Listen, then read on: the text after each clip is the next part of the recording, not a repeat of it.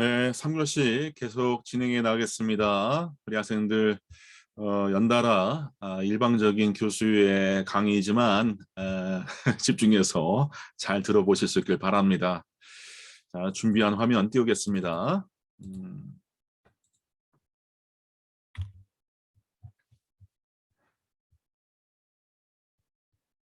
자, 마지막 시간으로 종교의 성립 요건에 대해서 알아보도록 하겠습니다.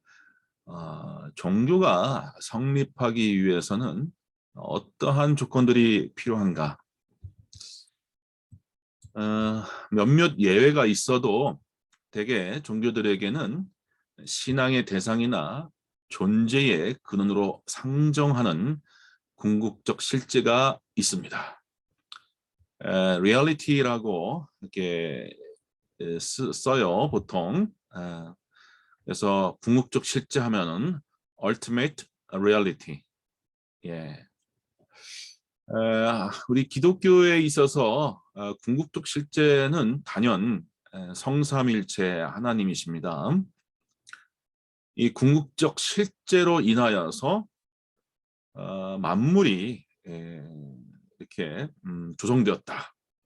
이렇게 생각하시면 돼요. 가장 간단하게 생각하면은 이 궁극적 실제는 모든 사물들의 존재, 생성 원리다. 또 그 첫 원인이다. 제일 원인이다. 이렇게 생각하시면 됩니다. 그래서 이 궁극적 실제를 달리 말해서 존재의 근원, 또 궁극자, 또 궁극적 일자, 보편자, 뭐 이런 식으로 달리 설명하는데 저는 주로 궁극적 실제라고 하는 말을 쓰겠습니다. 우리 기독교나 유대교나 이슬람에서는 인격적인 신으로 상정되죠. 또 동양에서는 특히 비인격적인 이법, 법칙, 우주적 질서, 어떤 원인적 법칙, 뭐 이런 것들이 궁극적 실제가 됩니다. 또 파악할 수가 없으니까 뭐 80년, 90년 살다가는 인간이 어떻게 궁극적 실제를 완전히 알겠습니까?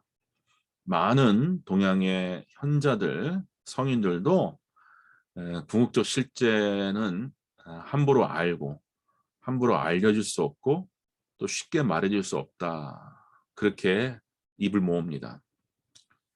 그래서 차라리 정체불명의 어떤 불가해한 힘이라고도 이야기될 수가 있고 또 가장 좀 저급한 그 사례라면은 어떤 인물을 숭배를 하게 되죠. 인물을 신격화해서 숭배하기도 합니다. 또 원시 시대에는 경외심을 자아내는 자연물, 어마어마하게 큰 산이라든지 나무라든지 또 인간에게 위협적인 짐승이랄지 이런 것들을 숭배할 수도 있어요. 또 궁극적 실제와 인간을 매개하는 존재, 우리 기독교의 예수님 같은 분이죠. 이런 분도 신앙의 대상이 될 수가 있습니다. 그래서 어떠한 그 신앙 예배의 대상이 되는 실제가 있다. 예배하지 않는다 하더라도 어떤 개념적으로 사상적으로 매우 지고하고 높고 가치 있는 어떠한 그 핵심 뭐랄까 추상적 원리, 입법, 법칙이라고 하는 것도 궁극적 실제가 될 수 있다.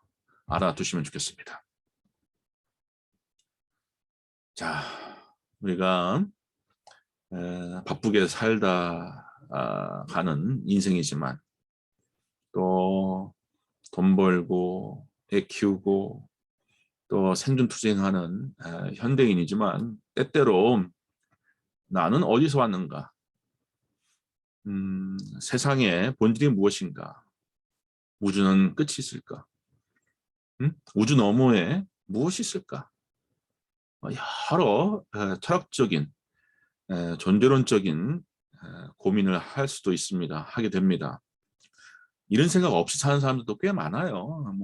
그냥 돈 벌고 먹고 싸고 늙고 병들어 죽는 거지 이렇게 간단하게 생각하는 사람도 있지만 인간이라고 하는 존재는 세상은 무엇인가? 나는 왜 여기에 있는가? 나는 어디로 가는가? 죽음 이후에 나는 어떻게 되는가? 나의 인생의 가치는 무엇인가? 등등 종교적이고 철학적인 고민을 하는 그러한 인생입니다. 그래서 실존주의 철학자들은 인간의 정체에 대해서 다양하게 설명하지만 간략하게 얘기하자면 인간만이 죽음을 의식할 수 있는 존재다. 인간만이 죽음을 의식하고 또 유한한 자기의 존재를 가치 있게 만들고자 노력하는 존재다. 때로는 죽음을 선고하고 죽음에 대해서 앞서 내가 그냥 진행하거나 나의 몸을 던져서 나의 생명을 던져서 보편적인 가치를 위해서 희생할 줄 아는 존재다. 두 번째로는 내가 무엇인지 내가 누구인지 끊임없이 묻는 존재가 인간이다. 그렇게 이야기를 했습니다. 실존주의 철학자들은 인간의 특성에 대해서 죽음을 고민하고 내가 무엇인지 고민하는 존재가 바로 인간이다. 그렇게 이야기를 했습니다. 자, 두 번째로 종교의 성립 요건으로 지속적인 신앙 또는 신념을 말할 수가 있습니다. 지속적인 신앙 또는 신념. 종교는 그 신앙적 대상에 대한 변함없는 신앙 또는 견고한 신념을 요구합니다. 예. 어제는 알라신을 믿고 오늘은 힌두신을 믿고 내일은 단군을 믿고 이런 식으로 안 하잖아요. 신앙이 지속성이 있습니다. 신앙적인 지속성. 그래서 종교는 그 종교에 대해서 전인격적 귀의 성격을 지닙니다. 서울대학교나 서강대학교 같은 데는 종교학과가 있어요. 종교학과에 또 종교를 전문적으로 연구하는 학자들, 교수들이 있지요. 그들의 필생의 업은 종교를 연구하는 업이지만 종교인이라고 할 수 없는 까닭은 그들은 이러저러한 종교들을 연구하고 또 책을 써낸다고 하더라도 특정 종교에 대해서 전적으로 귀의한 상태는 아닙니다. 몇 걸음 떨어져서 객관적으로 보려고 하고 그 현상을 분석하려고 하고 또 비교하고 또 종교의 정체가 무엇인지 따져 묻고 이런 이성적인 작업, 객관적이고 대상적인 그 학술 작업을 하는 것이지 그 종교의 교리나 그 종교에서 숭앙하는 또 예배하는 신에게 자기를 완전히 헌신하는 모습은 찾기가 어렵거든요. 그렇기 때문에 그들에게 있어서는 신앙인이 아닌 거죠. 그들은 신앙인이 아닌 거고 종교인이 아닌 겁니다. 반드시 견고한 신념, 견고한 신앙을 지니고 그 자신이 전인격적으로 그 종교에 귀의를 해야지 종교인이 되는 거죠. 그리고 임의적이고 가변적인 감정은 종교적 신념과 거리가 멉니다. 때때로 한 종교 내에서 기대되는 신앙이란 순교를 초래할 만큼 절대적인 요인이에요. 그리고 종교적 신념 또는 신앙에는 교육에 따른 실천적 계율이 부과됩니다. 종교적 신념 또는 신앙에는 교육에 따른 실천적 계율이 부과된다. 또 세 번째, 제의의 요소가 있습니다. 종교가 성립하려면은 제의, 우리로 식으로 얘기하면은 예배, 제사, 미사. 종교가 대인적인 윤리와 변별되는 지점이 바로 제의적 요소예요. 그러니까 사람만 상대하고 사람을 섬기는 쪽으로 그렇게 오리엔테이션 돼 있으면 종교가 아닙니다. 물론 뭐 천도교랄지 뭐 일부 종교는 사람을 잘 섬겨야지 종교다. 사람이 곧 하늘이니까 사람을 잘 섬겨야 된다. 뭐 이런 식으로 가르치는 종교가 없잖아요. 하지만 대개의 종교는 사람에 대한 봉사가 있는 만큼 그 이상으로 신 또는 신념체계, 가치, 법칙, 우주적 그 진리 이런 것들을 소중히 여기고 또 가장 귀하게 여깁니다. 그래서 인격적인 신, 인격신을 숭배하는 그런 종교 집단에서는 반드시 제사행위가 있습니다. 예배, 숭배 행위가 따라요. 실제로를 들자면은 제사, 예배, 기도, 찬송, 헌물 등은 인간에게 돌아가는 것이 아니므로 낭비되는 것으로 비춰질 수가 있습니다. 비종교인들에게 있어서는 이거 뭐 교회에다가 갖다 바칠 그 돈을 가지고 가난한 사람들에게 써야지 뭐하냐. 응? 뭐 절을 세우는 그 돈 가지고서 못 사는 사람에게 나누는 것이 더 낫지 않냐. 이런 식으로 생각할 수 있어요. 왜냐면 그들에게는 경배의 대상이었기 때문에, 응? 숭배 대상이었기 때문에 얼토당토 안 한 그 일들이죠. 교회를 짓거나 건물을 절을 짓거나 또 사제들, 스님들, 목사들에게 헌금 걷어갖고 생활비로 주는 것이 얼토당토 안 하게 보입니다. 당치 않게 보입니다. 하지만 종교는 그걸 긍정합니다.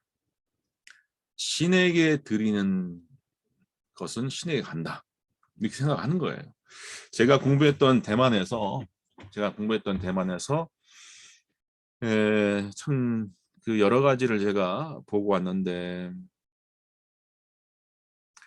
우리나라 편의점만큼 그 민속 사원이 참 많습니다. 홍콩과 대만에는 거리에 나서면은요 그 사원에서 태운 그 향내가 진동을 해요. 향내가 진동합니다. 근데 가서 이렇게 견학을 가서 보면은 사람들이 어떤 식으로 그들의 신 내지는 귀신을 숭배하냐면은 그 사무소에 가서 그 사원의 사무실에 가서 에, 우리가 쓰는 진짜 돈을 내고서 가짜 돈을 받아와요. 그 가짜 돈은 귀신에게 바치는 돈이에요. 그래서 이렇게 한 묶음을 가져옵니다. 그래서 가짜 돈을 이렇게 태워놓은 곳에서 부지런히 가짜 돈을 태워요. 그 태우면은 그것이 죽은 어머니, 죽은 내 조상의 저승의 노자존이 된다. 혹은 신에게 이렇게 바치는 뇌물이 된다. 이런 식으로 생각해서 열심히 가짜 돈을 태웁니다. 재밌잖아요. 진짜 돈을 내서 가짜 돈을 사갖고 그 가짜 돈을 귀신에게 먹이는 뇌물로 태운다. 그러한 신앙이 없는 사람들에게는 되게 우습게 보이죠. 그렇잖아요. 우리 학생들도 기독교인 입장에서 그렇게 판단될 겁니다. 그러면은 비기독교인 입장에서 우리 기독교인들을 바라볼 때는 비슷한 생각하지 않을까요? 아니 저 아까운 돈을 왜 헌금으로 내? 아니 그 돈 가지고서 목사가 큰 건물을 짓네. 그 돈 가지고서 또 먹고 사네. 하나님께 바친다고 해놓고서 결국 교회 짓고 목사 월급 주고 그러네? 이런 생각을 할 수가 있어요. 그렇지만 헌금하는 사람들 입장에서는 하나님께 바치는 것이다라고 믿겠죠. 신자는 그러한 종교적 제의가 결국 개인에게나 공동체를 위하여서 기여한다고 믿어요. 하나님을 숭배하는 것, 경배하는 것, 자기가 믿는 신을 숭배하는 것, 그것이 결국 공동체나 마을이나 민족을 이롭게 하는 것이다라고 또 믿습니다. 그리고 힌두교 사원이면 힌두교 사원, 불교의 절이면 절, 기독교의 성당 예배당이면 성당 예배당대로 우리가 믿음을 보이니까 신을 잘 숭배하니까 하나님을 잘 예배하니까 하나님이 복 주시더라. 하나님께서 형통케 하더라. 신이 능력을 내리더라. 기적을 베풀더라 하는 그러한 그 경험들이 있게 됩니다. 따르게 됩니다. 바보라서 종교인이 되는 게 아닙니다. 인간이 바보라서 뭐 숭배하고 돈 갖다 바치고 또 보시하고 구제하고 또 이렇게 하는 거 아니에요. 다 자기 나름대로의 체험이 있기 때문에 자기 나름대로의 체험이 있기 때문에 헌금도 하고 보시도 하고 탁발도 하고 헌물도 하고 그렇게 하는 거예요. 그래서 현상적으로 그렇게 믿을 수 있는 제의적 결과가 신앙 공동체에 드러납니다. 자, 유교적인 제사 모습이죠. 네, 이렇게 제사를 잘 지내면 우리 마을에 안녕이 오고 또 우환이 비껴가고 주상들이 음덕을 베풀어서 자손들이 잘 번창하고 형통이 된다. 이러한 누적된 형상적 그 경험들이 있기 때문에 가능한 겁니다. 또 종교의 성립 요건은 신앙 공동체. 나 혼자만 꼴랑 믿어서는 종교가 유지될 수 없습니다. 어떠한 신앙이 개인에게만 머물고 있는 경우에는 종교가 성립되지 않아요. 나는 이 마스코트에게 내 소망을 비니까 일이 잘 풀렸어. 이런 거는 이제 종교가 될 수 없어요. 이웃과 공동체와 공유되고 상호간에 유지되거나 강화될 때 신앙적 체제는 종교로서 기능합니다. 신앙적 체제는 종교로서 기능하는 것은 바로 나뿐만 아니라 공동체적으로 공유되고 상호간에 피드백되면서 종교로서 기능하는 거예요. 탁월한 종교적 지도자나 카리스마적인 인물이 나타나 개혁하는 일이 없으면 대개 신앙 공동체는 교조, 그 종교를 개창한 사람의 전승들을 유지하는 태도를 갖게 됩니다. 근데 거의 모든 종교가 후대로 갈수록 종교적, 정치적 권력자들의 전횡과 형식주의에 매몰된 신도들에 의해서 생동감을 잃고 타락하는 경우가 참 많습니다.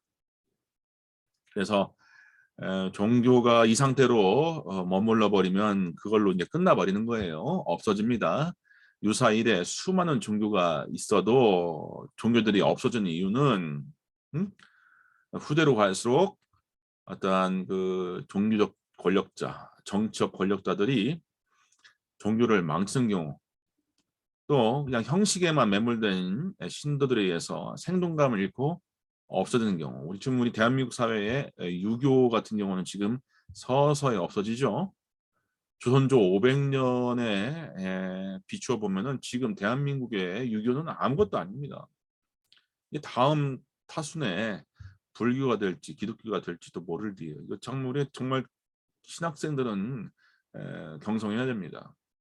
근데 다행히도 탁월한 종교적 지도자나 카리스마적인 인물이 나타나고 개혁을 하면은 또 다시 한번 어떤 생동감을 얻고 다시 출발할 수 있는 기회를 얻게 됩니다. 중세 카톨릭이 이 루터 또 장 깔뱅이라고 하는 종교 개혁자를 만나서 새롭게 다시 출발하듯 종교가 끊임없는 내부 개혁이 필요한 거죠.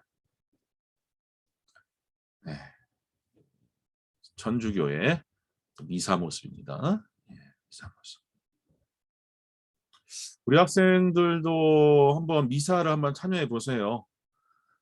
제법 큰 지역 성당 같은 경우는 토요일 날 저녁, 대개 한 토요일 날 오후 6시쯤 토요 미사가 있는데 한번 참석해 보세요. 그러면서 좀 아이디어 좀 얻어보시고 반성도 좀 한번 해보세요. 우리는 개신교의 예배는 꼭 그 종교 강연 같은 성격이 들어요. 목사의 설교가 중심이 되어서 앞뒤로 있는 찬송과 이런 기도 행위는 그냥 곁다리 양념같이 취급되고 예배드리는 모습을 보면은 그냥 다리 꼬고 앉아 있거나 또 그냥 두 손 모으지도 않고 적당히 기도하는 태도. 또 목사의 설교가 시작되지 않으면은 나머지 뭐 예배, 찬송, 헌금 시간들은 별 중시하지 않는 그런 태도가 있어요. 하지만 이 천주교인들의 이 예배 태도를 보면은 정말 정말 진지합니다. 처음부터 마지막까지. 네. 배워야 되죠. 정말 배워야 됩니다. 한번 다녀와 보세요. 예, 다녀와 보세요. 맨 뒷자리에 앉아갖고 이들이 어떻게 미사를 드리는가 한번 보고 와 보세요. 그러면 동양 종교의 사상과 특징이 무엇이냐? 특히 기독교와 비교했을 때 어떠한 모습을 보이느냐? 한번 알아보도록 하겠습니다. 동양 종교, 동양의 가치 체계에서는 인격 신의 존재가 꼭 종교 성립을 위해서 필수 조건은 아니에요. 이제 차차 배우겠지만 유교도 그렇고 도교도 그렇고 형이상학적인 견지에서 살피자면은 존재의 근원 또는 궁극적 실제가 자연 입법으로서 신을 대체하는 경우가 있습니다. 우리 학생들 형이상학이라는 말 혹시 처음 들어보십니까? 이 형이상학은 아리스토텔레스의 메타피지카라고 하는 이 말에서 유래되는데 피지카는 자연학입니다. 과학. 우리가 물질을 대상으로 두고서 공부하는 연구하는 것이 이제 자연학이라고 한다면은 그 자연 너머에 있는 지식을 추구하는 게 메타피지카예요.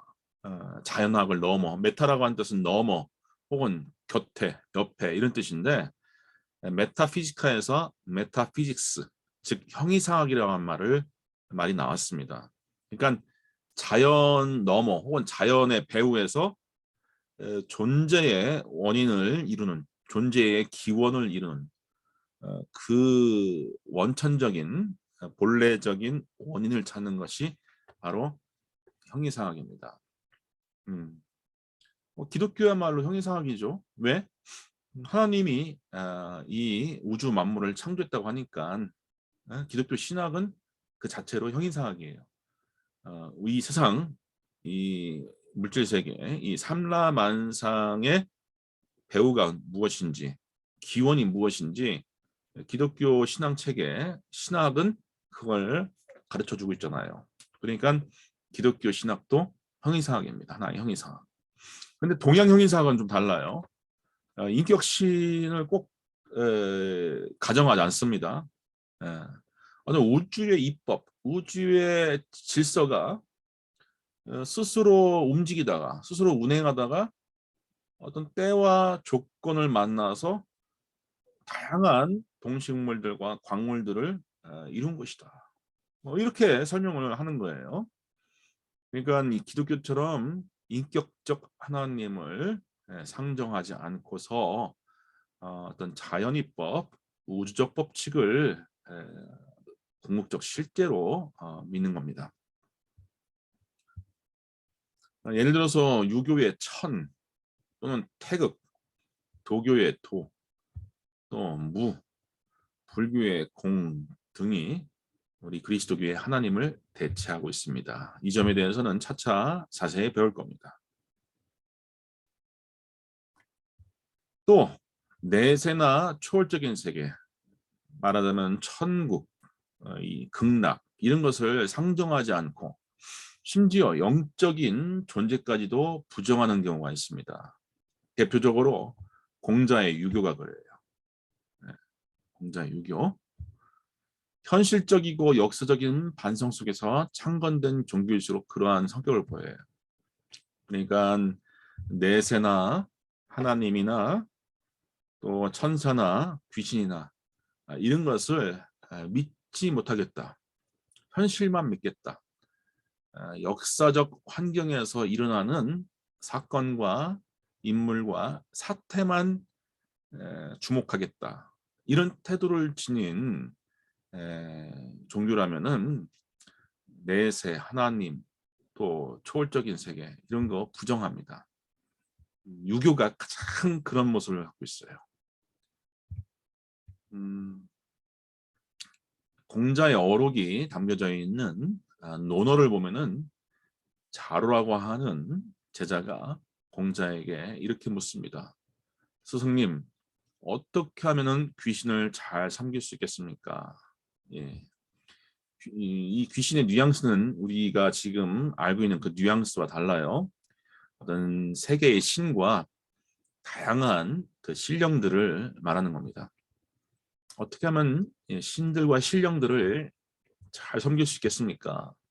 이때 공자가 대답합니다. 예끼 사람아, 사람도 잘 섬기지 못하면서 귀신을 섬길 생각을 하느냐? 그랬더니 자루가 다시 묻습니다. 감히 묻건대 죽음이 무엇입니까? 죽음 이후에 우리는 어떻게 됩니까? 라고 물어요. 이때 공자가 또 대답합니다. 이 사람아, 우리가 사는 우리 인생도 모르는데 이 세계도 모르는데 우리가 어떻게 죽음을 알 수 있겠는가? 이렇게 이러한 대화에서 엿볼 수 있듯 공자는 매우 합리주의적인 인생을 살아간 성인으로서 괴력난신이라고 하는 말을 입에 담기 좋아하지 않았어요. 괴력난, 그 괴이한 힘과 완전 정말 난잡한 그 신들에 대해서 말하는 걸 아주 싫어했습니다. 괴력난신 이런 걸 공자는 너무 싫어했어요. 천사, 귀신, 신, 하나님, 신령, 악마, 마귀, 극락, 천국, 피안 이런 얘기 하지 않았어요. 또 아브라함 종교, 아브라함의 후손이 만든 종교죠. 유대교, 기독교, 이슬람교를 제외하면은 대개 범신론입니다. 범신론이 뭐냐면 쉽게 말해서 우리의 우주 자체가 신이다. 우주 자체가. 신은 반드시 이 우주가 있어야 된다. 왜냐? 우주 자체가 신이니까. 단 우주가 여러 모양으로 여러 사물로 나타날 수는 있다. 태초부터 있었던 것은 우주다. 우주가 자기 스스로의 모습을 변화시키는 한이 있어도 영원부터 영원까지 있는 것은 바로 이 세계다. 이 우주다. 이렇게 설명하는 것이 범신론입니다. 다시 말해 인격신이 그 자유 가운데에 창조해야지라고 하는 자유의 결단으로 우주를 창조했다라고 하는 초월신론과 대조적으로 기독교의 전통적인 신론이 초월신론입니다. 그러니까 이 우주와 하나님이 별개예요. 또 우주가 없이 하나님이 존재할 수 있습니다. 우주가 없이. 그리고 하나님이 우주가 있어야 할 것이 이 세계가 있어야 할 것이 꼭 필요해서 창조한 거 아니에요. 응? 결의에 의한 창조죠. 자유 가운데 내가 창조를 하자, 해보자. 응? 그 자유 가운데서, 결단 가운데서 창조를 한 거지. 자기의 존재를 위해서, 응? 자기의 존재를 위해서 이 세계가, 이 우주가 있어야 할 것처럼, 꼭 필요한 것처럼 창조한 건 아닙니다. 그러나 범신론은 우주, 세계 자체가 신과 같은 지위를 갖거나 신은 반드시 세계를 필요로 한다고 설명합니다. 나중에 범신론, 초월신론, 또 범재신론 이런 것에 대해서 더 자세히 설명을 하겠습니다. 또 동양 종교의 특징은 구원론에 있어서 자력 구원을 주장해요. 자력 스스로 자자의 힘 역자죠. 스스로의 힘, 자기의 도덕적 능력, 또 선행, 또 자기가 선하게 삶으로써 오래간 쌓아놓은 그 업보, 업력 이런 것을 통하여서 마침내 해탈하고 열반에 든다. 이런 식으로 주장을 합니다. 스스로의 구원은 자기가 책임지는 거예요. 자기의 구원은 자기가 어떻게 행하느냐에 달려 있습니다. 그러니까 인과응보론을 주장하고 적선, 선행, 윤리, 도덕을 주장할 수밖에 없죠.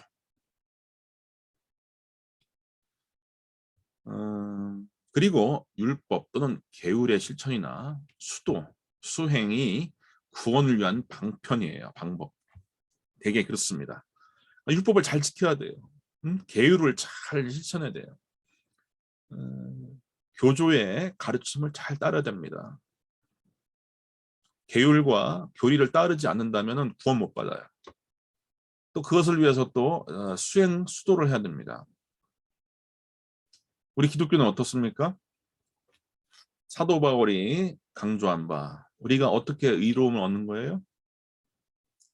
요한 사도가 강조한 바, 우리는 어떻게 하면은 영생을 얻습니까? 구원받습니까? 예수님 믿는 것. 특히 개신교는 믿음으로써 의롭다 칭함을 받는다. 믿음으로써 구원받는다. 이게 아주 핵심 교리 아닙니까? 근데 동양 종교는 계율의 실천, 수도, 또 적선, 윤리적 삶 이런 것이 구원의 관건입니다.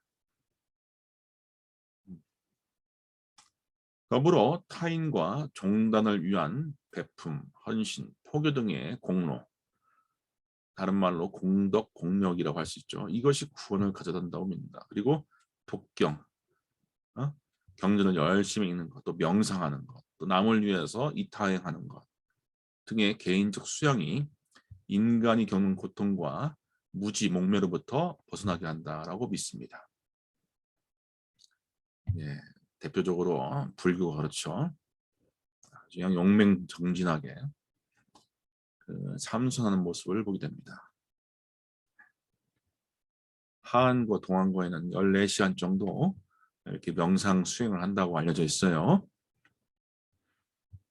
또 교주가 비록 자력구원을 설파하고 그것을 이루기 위해 수행 혹은 이타행에 정진하는 것을 가르쳤음에도 불구하고 사실 그게 쉽지 않죠. 우리 학생들 생각해 보세요. 응? 교조가 가르치는 것, 끊임없이 수도하고 착하게 살고 가르침대로 따라 사는 게 이게 보통 어려워요. 응? 100명이 도전한다고 하면은 그 중에 몇 명이 행함으로써, 계율로서, 실천으로서, 선행으로서 구원에 이를 수 있다라고 생각하십니까? 한두 사람 가능할까요? 대중과 멀어져요. 그러니까 대중과 자꾸 멀어집니다. 그래서 후대로 가면서 대중들은 이런 생각을 하게 됩니다. 아, 내가 진짜 부처님을 믿지만, 내가 이 힌두신을 믿지만, 정말 너무 고단하다, 힘들다. 근데 그때 또 중간에 어떤 또 카리스마 있는 그 인물이 나타났고 다시 리메이크, 리메이크를 해버리죠. 그냥 예배를 열심히 드리거나, 응? 혹은 믿으면 된다. 또 어떤 주문을 끊임없이 외워라. 응? 이렇게 간단하게 만들어 버려요. 그래서 원래 자력 구원인데 신을 의지하게끔.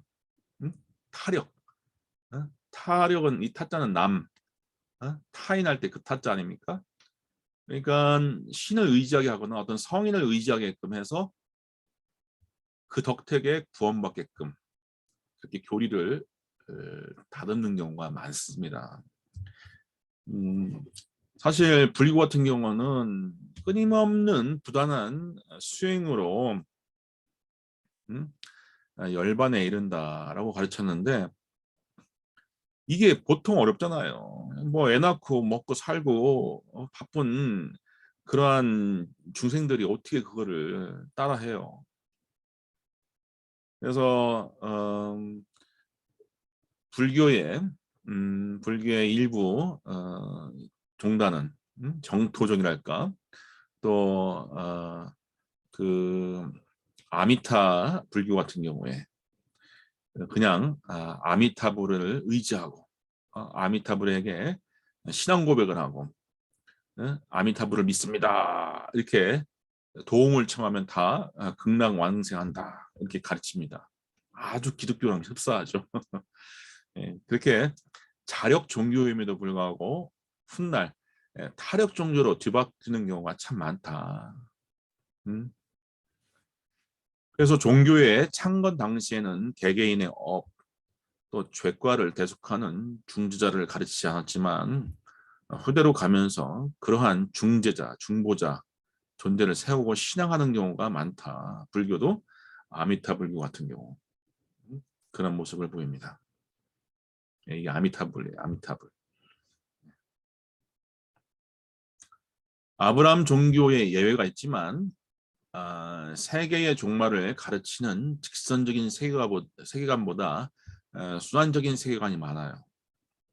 그러니까 하나님의 창조와 종말 이것을 아브라함 종교, 유대교, 기독교, 이슬람은 믿지만 다른 종교들은 끊임없이 세계의 우주의 역사도 돌고 돈다고 봅니다. 돌고 돈다고요. 그래서 최후의 심판이 아닌 현세와 역사적인 인과응보를 기대하는 경우가 많아요. 현세에 이루어질 것을 역사 가운데서 어떠한 도덕 법칙이 이루어질 것을 기대하는 종교는 대표적으로 유교라고 할 수가 있고요. 또 무한히 순환하는 환생, 인간의 윤회에 따라서 이 업보를 해결하지 않으면은 업보대로 당하고 산다라고 가르치는 게 또 힌두교와 불교가 있어요. 힌두교와 불교가 그래요. 윤회적인 인과응보를 가르칩니다. 네. 이렇게 조선시대부터 나고 자라고 죽고 어떤 때는 이게 스님으로 나고 자라고 죽었는데 또 어떤 때는 유교 선비로 살다가 또 남자가 또 여자가 되어서 살다 죽고 그러다가 또 남자가 되어서 현대인으로 살고 이런 식으로 불교나 힌두교가 끊임없는 윤회 가운데서 인간의 업대로 살다가 정말 영혼의 상승, 업을 다 씻고 정말 나쁜 업을 다 업장을 소멸시키면은 이러한 끊임없는 굴레에서 벗어나서 대자유인 열반에 이른다. 그렇게 가르치기도 합니다. 자, 오늘 수업은 여기까지 하겠습니다. 오늘 제가 준비한 것은 기독교의 특징인데 우리 신학생들은 다 아니까 여기에 대해서는 나중에 기회 있을 때 다루기로 하고요. 이렇게 종교의 대체적인 구조와 의미 그리고 동양 종교의 특징에 대해서 오늘 특별히 함께 살펴보았습니다. 한 주 잘 지내시고 다음 주에는 한일의 정원에서 함께 보도록 하겠습니다. 대단히 수고 많으셨습니다.